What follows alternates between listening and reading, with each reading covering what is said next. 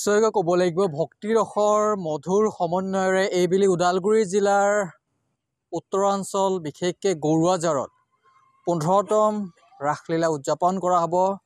নৱেম্বৰ 14 তাৰিখৰ পৰা 26 তাৰিখলৈকে অৰ্থাৎ 12 দিনীয়া এক বৰ্ণাঢ্য কাৰ্যসূচী হাতত লৈছে। 12 দিনীয়া বৰ্ণাঢ্য কাৰ্যসূচীৰে হয়তো প্ৰথমবাৰৰ বাবে গৰুৱাজাৰ অঞ্চলত এক দীঘলীয়া ৰাসলীলা বা ৰাস উৎসৱ আয়োজন কৰা হ'ব।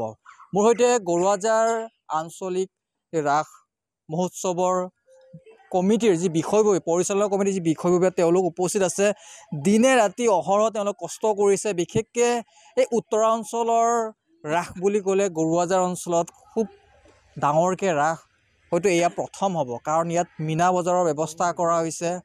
আৰু যিহেতু ক'ব লাগিব যে বিশেষকৈ চাহ বাগিচা অধ্যুষিত অঞ্চল বা চাহ জনগোষ্ঠী অধ্যুষিত অঞ্চলত এনেধৰণৰ ৰাসলীলাই হয়তো এই বিশেষকৈ উত্তৰ অঞ্চলৰ এনেধৰণৰ আগতে কাহিনী হোৱা নাছিলে।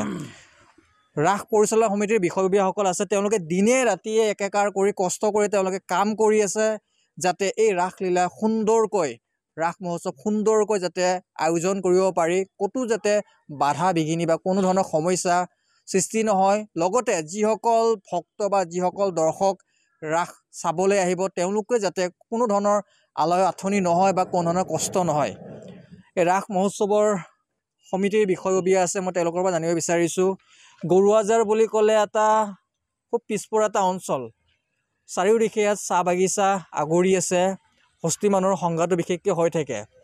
পূজা পাৰ্বণ বুলি ক'লেও যেনেধৰণৰ আনন্দ বা উল্লাস হ'ব লাগে হয়তো ক'ৰবাত থমকি ৰয়।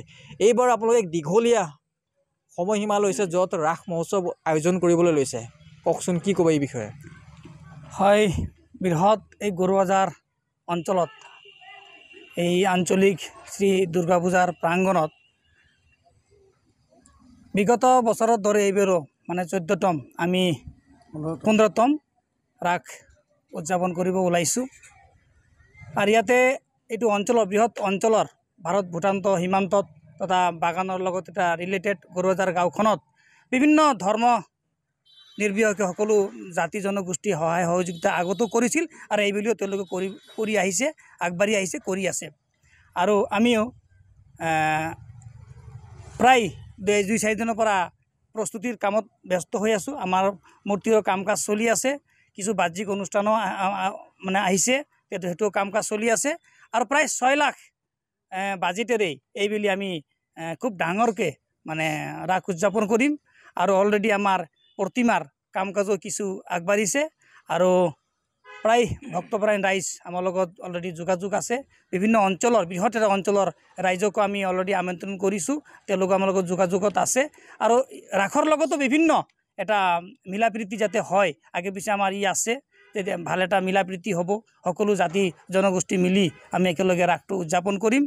আৰু ইয়াৰ পৰা মই সকলো ৰাসথলীৰ পৰা সকলো ভক্তপ্ৰাণ ৰাইজক আপোনাৰ ৰাসৰ শুভেচ্ছা জ্ঞাপন কৰিছোঁ আৰু তেওঁলোকক নিমন্ত্ৰণ শৰাই আগবঢ়াইছোঁ।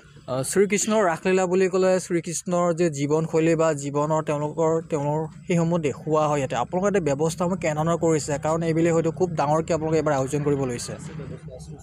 আমাৰ ব্যৱস্থা আছে, আমাৰ মানে প্ৰায় 60-70টা যিটো ৰাস শ্ৰীকৃষ্ণৰ যিটো অৱতাৰ তেওঁলোকৰ প্ৰায় প্ৰতিমাখিনি আমি বনাইছোঁ। আৰু ঠিক আমি তেনেকৈ মণ্ডপখিনিত সজাম, ঠিক তেনেকৈ আকৰ্ষণীয় আছে কিছু মডাৰ্ণ আধুনিকৰণ কিবা কৰিব নেকি আপোনালোকে? কাৰণ আধুনিকৰণ দেখিবলৈ পাওঁ আমি বিভিন্ন ঠাইত। আমি অলৰেডি সময় আছে 8-10 দিনতো, আমি অলপ চেষ্টা কৰি আছোঁ, অলপ মডেলিং কৰিব পাৰি নেকি, অলপ কৰি আছোঁ। নিশ্চয় ক'ব লাগিব যে ৰাস বুলি ক'লে মাজুলীৰ দক্ষিণপাট সত্ৰত প্ৰথম আৰম্ভ হৈছিলে ৰাস। তাৰে পৰা লাহে লাহেকৈ সমগ্ৰ অসমলৈ ৰাস বিয়পি পৰিলে। গৰুৱাজাৰ অঞ্চলত আপোনাৰ যথেষ্ট কষ্ট কৰিছে, দিনে ৰাতি একাকাৰ কৰি আছে। ৰাস বুলি ক'লে আপুনি এগৰাকী, হয়তো গম পাইছোঁ আপুনি এগৰাকী ইছলাম ধৰ্মীয় লোক। হিন্দু মুছলিমৰ যি ইয়াৰ মিলা প্ৰীতি, যি ভাতৃত্ববোধ, সেয়ে ইয়াতে ফুটি উঠিছে বিশেষকৈ গৰুৱাজাৰ অঞ্চলত। আৰু যি 15তম আপোনালোকে ৰাস মহোৎসৱ আয়োজন কৰিবলৈ লৈছে, কি ক'ব, কেনেকুৱা লাগিছে যে এনেধৰণৰ অনুষ্ঠানৰ লগত জড়িত হ'বলৈ পাইছে এগৰাকী মুছলিম হিচাপে? হয়, সৰ্বপ্ৰথমে মই অসমবাসীলৈ আমাৰ গৰুৱাজাৰ ৰাস সমিতিৰ তৰফৰ পৰা শুভেচ্ছা জ্ঞাপন কৰিছোঁ আৰু লগতে আমন্ত্ৰণ জনালোঁ। ক'ব গ'লে আচলতে 15তম ৰাস আমি উদযাপন কৰিবলৈ লৈছোঁ। বিগত আমি 14 বছৰে প্ৰত্যেক বছৰতে মই একচুৱেলি এই ৰাস উৎসৱৰ গুৰি ধৰোঁতা বুলি ক'লেও ভুল নহ'ব, সম্পাদক সভাপতি ইত্যাদি ইত্যাদি হৈয়ে আছোঁ। লগতে আৰু এটা খুব ডাঙৰ কথা, ইয়াতে অকল হিন্দু মুছলিম বুলি নহয়, হিন্দু মুছলিম খ্ৰীষ্টান শিখ জৈন ইত্যাদি সকলো জাতি জনগোষ্ঠীৰ মানুহে আমাক সহযোগ কৰে আৰু সকলোকে আমি মেম্বাৰত ৰাখিছোঁ। হয়তো কিছু মুখ্য সচেতক, কিছু উপদেষ্টা, কিছু উপসভাপতি ইত্যাদি ইত্যাদি, তো সকলোৱে সম্পূৰ্ণ সহযোগ কৰে আৰু এই বিভিন্ন জাতি জনগোষ্ঠীৰে পৰিপূৰ্ণ আমাৰ এই অঞ্চল। গতিকে আমাৰ বিশেষ একো অসুবিধা নহয়, সকলোৱে সমৰ্থন কৰে, সকলোৱে সহযোগ কৰে। এতিয়া হিন্দু ধৰ্মাৱলম্বী লোকসকলে খুব শুদ্ধভাৱে ইয়াতে পূজা পাৰ্বণ কৰাৰ কাৰণে আমি যিখিনি খৰচ লাগে গোটেইখিনি আমি আমাৰ সমিতিখনে বহন কৰে। লগতে বাহ্যিক অনুষ্ঠান পৰিচালনাত প্ৰত্যেকটো জাতি জনগোষ্ঠীৰ ল'ৰাই উৰুঙাজুলি বাগানৰ আপোনাৰ 20%, নোনাইপাৰাৰ বাগানৰ 30% 20%, ফুটেচাং বাগানৰ 20% ল'ৰাই আহি আমাক ইয়াতে সহায় কৰে আৰু খুব ভালদৰে আমি পূজা পাৰ কৰি আহিছোঁ। এইবছৰ আশা কৰিছোঁ ভগৱানৰ আশীৰ্বাদত এইবাৰো ভালদৰে পাৰ হ'ব। এইটো এটা বৰ সুখৰ কথা আৰু গোৰেজাৰৰ নিচিনা সমন্বয় হয়তো গোটেই অসমত নাই। ক'ব গ'লে মই গোৰেজাৰত প্ৰথম এটা দানপাত্ৰ আছে, যিটো দানপাত্ৰ আমি হিন্দু মুছলিমে সকলোৱে মিলি বনাইছোঁ। তাতে এষাৰ কথা লিখিছোঁ, ৰাম হওক ৰহিম হওক কথা হ'ল এষাৰ, সমন্বয়ৰ মিলনভূমি আমাৰ গৰুৱাঝাৰ। গতিকে আগন্তুক দিনতো হিন্দু মুছলিমে সকলোৱে মিলি সকলো অনুষ্ঠানত আমি সহযোগ কৰি আহিছোঁ আৰু কৰিম আৰু ভালদৰে আমি অনুষ্ঠানসমূহ পাৰ কৰি যাম। গৰুজাৰ ৰাসত যোৱাবেলি ৰাস উদযাপন কৰিছে আপোনালোকে। যোৱাবাৰ এইবাৰৰ মাজত যদি আমি কিছু নতুনত্ব জানিব বিচাৰোঁ বা সুধিব বিচাৰোঁ, তেনে নতুনত্ব বা কেনে দেখা পাব দৰ্শকে বা যিসকল দৰ্শকে চাব আহিব পূজা? ক্ষমা কৰিব, যোৱা বছৰ কিবা বিশেষ কাৰণত হাতীৰ উপদ্ৰৱৰ কাৰণে আমি যোৱা বছৰ একচুৱেলি নকৰিলোঁ। আমি 15 বছৰৰ ভিতৰত এবছৰে নকৰিলোঁ মাজত। এইবছৰ আকৌ আমি ধুনীয়াকৈ নতুন এটা পদক্ষেপ লৈছোঁ আৰু এই বছৰ আমি 12 দিনেই আমাৰ প্ৰগ্ৰাম আছে। আমি ৰাধা কৃষ্ণৰ ওপৰত লক্ষ্য কৰি ৰাধা কৃষ্ণৰ যিবিলাক আমাৰ কৃষ্ণ দেৱতাৰ যিখিনি কাৰ্যকলাপ সকলোখিনি আমি এটা মানে প্ৰদৰ্শন কৰিম। নাওকাটাৰ পৰা 12 ৰহণীয়া কৃষ্ণ লীলাৰ অনুষ্ঠান এটি আমি আমন্ত্ৰণ কৰিছোঁ। লগতে প্ৰত্যেক দিনে নাগাৰাম নাম থাকিব, আৰতী নৃত্য থাকিব, আয়তীৰ নাম থাকিব, ভাগৱত পাঠ থাকিব ইত্যাদি ইত্যাদি। তেনেকুৱা ধৰণৰ প্ৰত্যেকটো কৃষ্ণৰ লগত ৰিলেটেড থকা গোটেইখিনি অনুষ্ঠানে আমি আমন্ত্ৰণ কৰিছোঁ। আপোনাৰ নামটো? মোৰ নাম মহম্মদ আলতাফ হুছেইন ওৰফে ৰাজু আহমেদ। ৰাজু আহমেদ বুলি ক'লে গোটেই অসমবাসীয়ে গম পায়। গোৰেজাৰত বাৰু আমাৰ এই অঞ্চলত হিন্দু মুছলিমৰ সম্প্ৰীতি বজাই ৰখাত মই মানে মুখ্য দায়িত্ব লৈ আছোঁ আৰু সেনেকৈ ৰাখিছোঁ এতিয়ালৈকে। আৰু বাকীখিনি ভগৱানৰ ওচৰত, আল্লাহৰ ওচৰত আমি কৰিছোঁ যে আমাৰ গোটেই অসমতে য'ত যি নহওক, গোৰেজাৰত হিন্দু মুছলিম খ্ৰীষ্টান জৈন সকলোৱে মিলি এক হৈ থাকিব লাগে। প্ৰত্যেকটো অনুষ্ঠান আমি সুকলমে পাৰ কৰিব লাগে। আচলতে শান্তি বুলি ক'লে তাতেই পোৱা যায় য'ত ভাতৃত্ববোধ থাকে। নিশ্চয়কৈ এগৰাকী ব্যক্তি আছে, কি ক'ব, ৰাস আহি আছে, গোৰজাৰ অঞ্চল বিশেষ ইমান ডাঙৰকৈ এবাৰ ৰাস আয়োজন কৰিছে আপোনালোকে, কেনেকুৱা লাগিছে?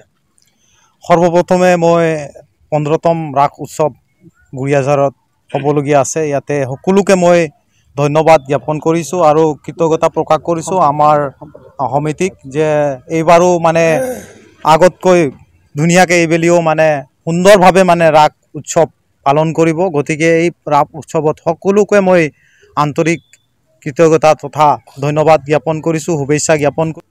নিশ্চয় ক'ব লাগিব যে 14 নৱেম্বৰ তাৰিখৰ পৰা 26 নৱেম্বৰ তাৰিখলৈকে এক দীঘলীয়া প্ৰায় 12 দিনীয়া কাৰ্যসূচীৰে 12 দিনীয়া কাৰ্যসূচীৰে তেওঁলোকে ৰাসলীলা ৰাস মহোৎসৱ আয়োজন কৰিব লৈছে। আৰু সম্পাদক আছে, মই আপোনালোকক জানিব বিচাৰিছোঁ, যদিও সমিতিৰ বিষয়ববীয়াসকল যথেষ্ট ব্যস্ত হৈ পৰে বা বিভিন্ন দিনে ৰাতি একাকাৰ কৰি কাম কৰিবলগীয়া হয়, ইমান ডাঙৰকৈ এইবাৰ আপোনালোকে আয়োজন কৰিছে, যথেষ্ট কষ্ট হৈছে, কি ক'ব? হয়, সমগ্ৰ অসমবাসী ৰাইজলৈ মোৰ নমস্কাৰ জ্ঞাপন কৰিব। আৰু আমাৰ সমগ্ৰ ৰাইজে আমাক সহযোগিতা কৰাৰ কাৰণে আমি ৰাস মহোৎসৱখন সুকলমে পালন কৰিবলৈ আৰম্ভ কৰিছোঁ। আৰু এই ৰাস মহোৎসৱখন আমি 15তম ৰাস মহোৎসৱখন আপোনাৰ ধৰক 12 দিনীয়া কাৰ্যসূচীৰে এই ৰাস মহোৎসৱখন পালন কৰিছোঁ। এই 12 দিনীয়া কাৰ্যসূচীত আমি বিভিন্ন ধৰণৰ নাম কীৰ্তন, সাংস্কৃতিক সন্ধিয়া আৰু আমাৰ লগতে আনন্দ মেলাৰ আয়োজন কৰিছোঁ। আৰু মই সমগ্ৰ অসমবাসীক আমাৰ এই ৰাস মহোৎসৱখন আপোনাৰ উপভোগ কৰাৰ কাৰণে আহ্বান কৰিলোঁ। ৰাইজৰ সঁহাৰি কেনেধৰণৰ পাইছে আপোনালোকে?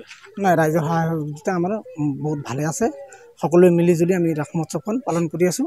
সকলোৱে আমাক সহায় কৰিছে, সেইবুলি আমি ৰাস মহোৎসৱখন বৃহৎভাৱে পালন কৰিবলৈ সক্ষম হৈছোঁ।